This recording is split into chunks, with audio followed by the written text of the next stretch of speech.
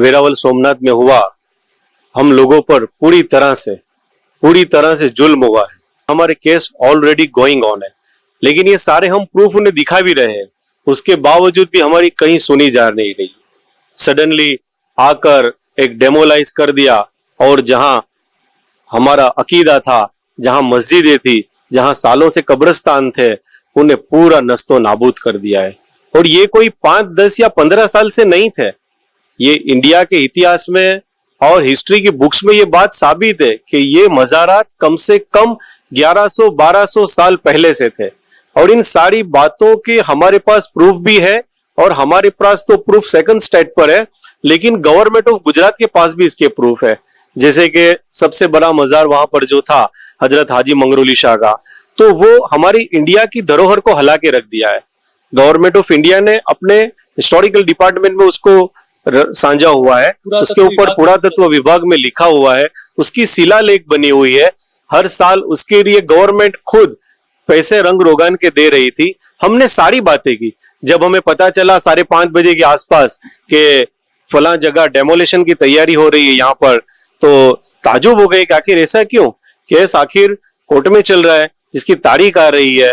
हमने honourable collector को contact किया कि हम आपसे मिलना चाहते हैं।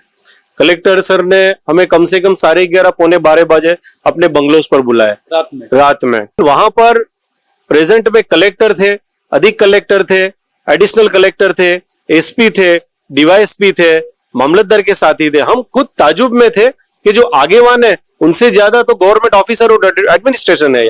उनसे हमने बात की कि ये सर ये क्या है, ये जो तनाव भरा माहौल आप बना चुके हो उसका रीजन क्या है, आप डेमोलाइज क्यों करना चाहते हो, या आपके पास कोई ऐसा प्लानिंग है, हमें बताइए, हम उसका कोई सॉल्यूशन लाएं।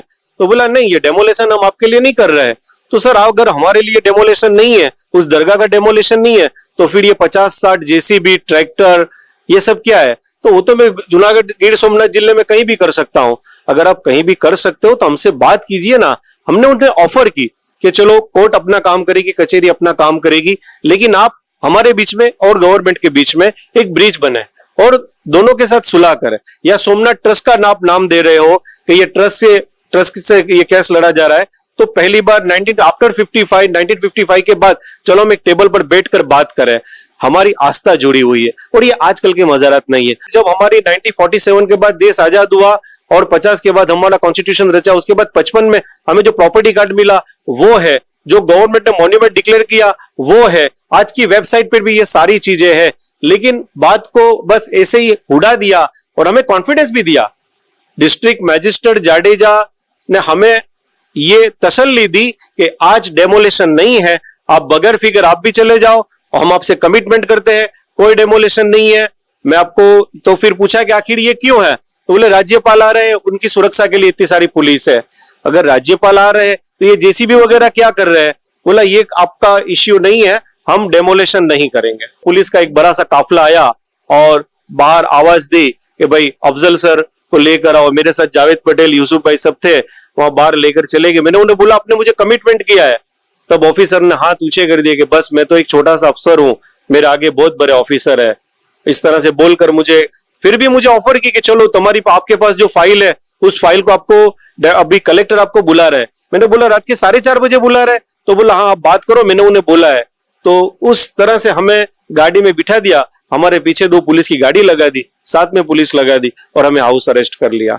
दादा का बुलडोजर डेवलपमेंट के लिए चलना चाहिए और ये डेमोलाइज के लिए बुलडोजर। वेरावल में हमेशा हिंदू मुसलमान साथ रहते हैं और जो दरगाह है वो ना रोड पर है, ना समंदर को लड़ रही है, ना सोमनाथ मंदिर के करीब है। 2 किलोमीटर दूर सोमनाथ से है दरगाह, और दरगाह कोई आजकल से नहीं है, दरगाह 1200 साल पहले से है। और हिंदू भी मछुआरे जाते हैं तो दरगाह पे मन्नत मांग के जाते हैं वो लोग, उसके अंदर वो लोगों की भी बहुत सारे हिंदू भाई बहन हैं जो दरगाह पर आते हैं, शिफा पाते हैं। सबकी अकीदत है, न सिर्फ मुसलमानों की, लेकिन पता नहीं है। और बहुत सारी ऐसी असंवैधानिक चीजें वेरावल में, लेकिन पता नहीं उनको वो नहीं दिखती। और इतने बड़े बड़े आलीशान जो गुजरात के अंदर पौराणिक कथाओं में जिसका शुमार है, हिस्टोरिकल बुक में जिसका शुमार है, और लीजेंडरी जो चीजें थी उन्हें डिस्ट्रॉय कर दी इन्होंने। ना कोई नोटिस दिया आपने डेमोलेशन की, सिर्फ 100 कोस नोटिस दिया आपने कि जवाब दीजिए। तो तो जवाब देने के लिए तो बहुत सारे थे। इतनी सारी जल्दी क्या थी कि जब 27 तारीख के दिन 5:30-6 बजे दरगाह पर आकर रोज काम या पंचनामा जिसको कहा जाता है वो आकर अफसरान करते हैं और फिर वो ब्लैंक पेपर लेकर चले जाते हैं और बीच रात में ये डेमोलेशन कर देना पड़ता है। 27 को ही पंचनामा तो 27 यस 27 को ही पंचनामा हुआ, 27 को ही अभी पंचनामा चल रहा था और ऑर्डर डिक्लेयर हो चुका था। अभी पंचनामा चल रहा था और उसी वक्त स्क्रीनशॉट है मीडिया के ऊपर और बुलडोजर आ चुके थे। तो इतनी क्यों जल्दी थी? दिव्य भास्कर जैसे न्यूज़पेपर ने लिखा है कि बुलडोजर अगर चलना था तो एक दिन बाद शायद चलता, लेकिन ऐसा तो किसकी फोन की रिंग बजी कि एक दिन पहले बुलडोजर चलाना पड़ा। अब देखो कब्र से मुर्दे बाहर आ गए, कम से कम 3000 कब्र ढा दी गई है।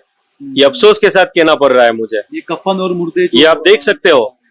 और ये बात ऑफिशियली पता चला तो ऑफिसर को बोला भी कि देखो ये गलत हो रहा है। मुझे बोला कि कोई कब्र को नहीं, लेकिन आप देख सकते हो कि ग्रेव में से कब्र में से मुर्दा निकाल दिया गया है। आखिर क्यों?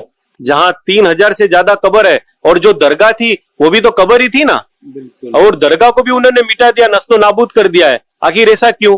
क्या कोई एक धर्म को डेवलप करने के लिए किसी दूसरे धर्म को इसकी सजा दी जानी चाहिए? यह कौन से धर्म में लिखा हुआ है?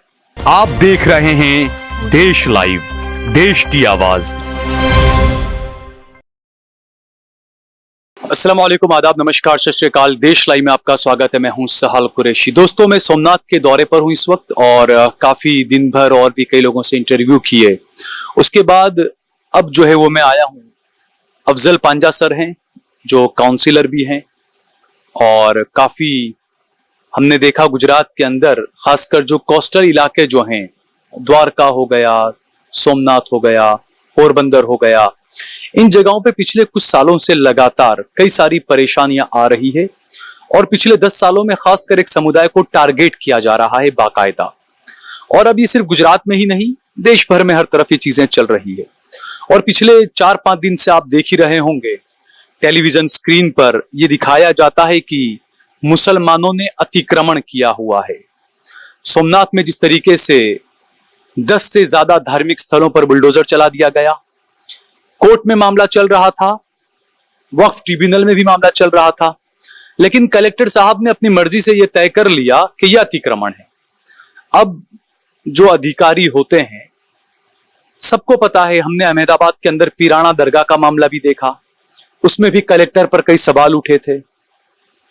सोमनाथ के अंदर तकरीबन 8 मज़ारात, एक ईदगाह और कब्रिस्तान को शहीद किया गया। कुछ लोग मेरे साथ में मौजूद हैं।